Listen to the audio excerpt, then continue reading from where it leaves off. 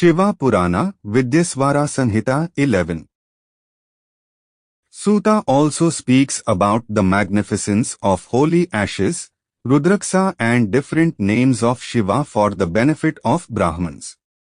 Those who keep in mind and mouth the name of Shiva feel blessed and attain happiness, and sins never visit them.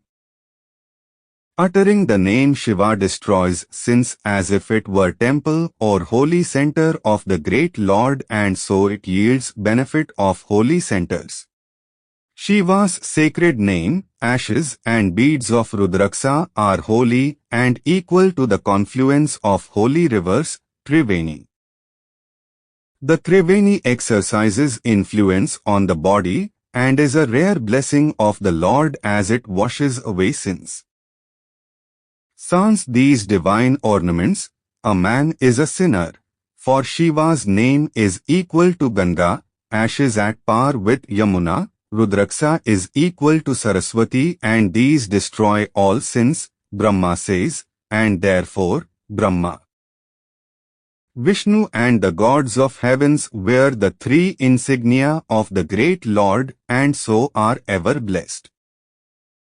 Shiva knows the greatness of the three name, ashes and Rudraksa.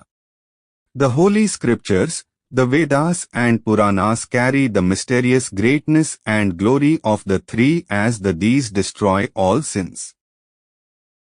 Japa of Shiva's name reduces to ashes all sins, Sutaji tells. He who chants Lord's name is the real knower of the Vedas, a mystic Atma and a blessed soul. If japa of holy name of Shiva carries sacred rituals, it gives instant reward, destroys sins and the root cause of all sins, and makes worldly existence meaningful. Shiva's japa is nectar for the distressed because it burns the sins like the blazing forest fire and bestows peace. In truth, constant whispering of Shiva's name with purity of heart and mind grants perfect liberation, and the man is free from worldly sufferings. Therefore, persistent, astonishing and enthusiastic devotion to Shiva is a path to salvation, the great monk tells.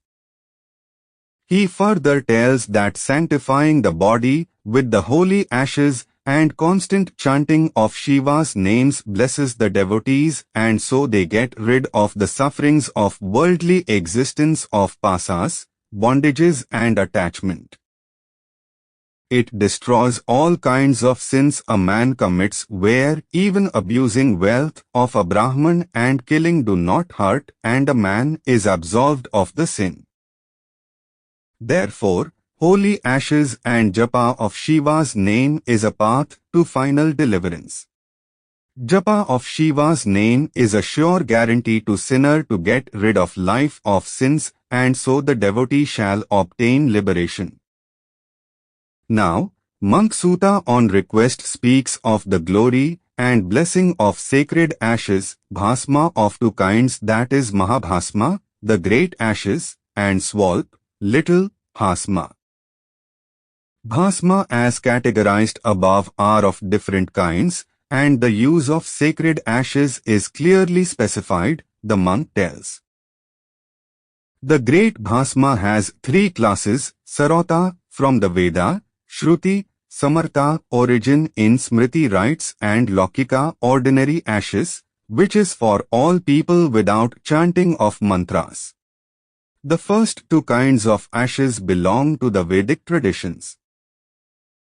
The twice-born make use of Sarota and Samartha ashes, and they must apply on body through the chanting of mantra. For Tripundra, ashes of cow dung called fiery Agneya are good. Ashes resulting from sacrificial rites are sacred, and the wise men must collect, preserve and use it. People from all varnas and ashramas can put on Tripundra, on forehead, with japa of mantra or even without but with genuine reverence and purity of heart, the great saint Jabli says, tells Sutta. Shiva, Vishnu, gods and goddess Uma, and Lakshmi all praise Tripundra, 3 parallel line on forehead made with application of ashes. Brahmans, Satriyas, Vaisyas, Sudras and Varnasankara, and other people of mixed castes put ashes as Tripundra on foreheads for its good and heavenly effect. Those who evince faith in Tripundra etc. attain blessing of the Lord. Its observance will assist a devotee gain and acquire knowledge of the great Lord Shiva. Suta also educates wise Brahmans how to put ashes on forehead with devotion for its godly influence because it blesses the devotee with pleasures of life and ultimate moksha. Each line of Tripundra has 9 gods, situated in all parts of the body, and later, the great monk tells about the situation of gods in each part of the body in detail. Each letter Aksara of Pranav symbolizes the gods and speaks of the greatness of it in the body. Perhaps he emphasizes that gods live in mortal frames and so, a man is an image of God and body if clean and pure, is truly the abode of gods. Monk Suta tells sages that each limb of the body is a place of living of gods where deities like fire, water, earth, air, 10 regions, 10 Dikpals and 8 Vasus. It is good to put Tripundra on forehead, brow, ears, eyes, nose, mouth, throat, hands, ankles, wrists, uterus, heart, back, gulf knees, feet etc. for these parts of the body are abodes of gods. After performing sacred rites, the devotee, who is a realized soul, should smear forehead with ashes even while chanting of mantra, and application of Bhasma frees him from all sins and wicked acts. White Bhasma frees a devotee from sins he enjoys with the blessing of Shiva and after death, attains the primordial worlds. A devotee should smear forehead with Bhasma and then chant 5-syllable mantra. Even gods and asuras respect a man with Tripundra on his forehead, he tells. Holy centers and rivers bless a devotee with Shiva's knowledge, who smears forehead with ashes. A wise man applies Bhasma, worships phallic image and engages in japa of 6-syllable mantra. No god like Brahma, Vishnu, Rudra or sages can explain the glory of Bhasma even if men of different varnas and ashramas apply it sans rituals, but they are liberated from the sins if put Tripundra on foreheads. It is sinful to exclude a man from holy rituals if he puts Tripundra on forehead. Therefore, Suta continues to speak on the glory of wearing Tripundra, for it blesses the man and releases him from the effects of wicked karmas and sins, and so a devotee should put Tripundra on specified parts of body, he tells, because these are abodes of gods and deities.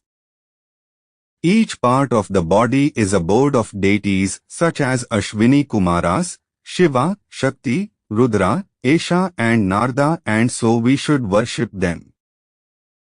He further tells that Shiva lives in the forehead, in here Chandrama resides, and similarly Rudra and Brahma live in ears.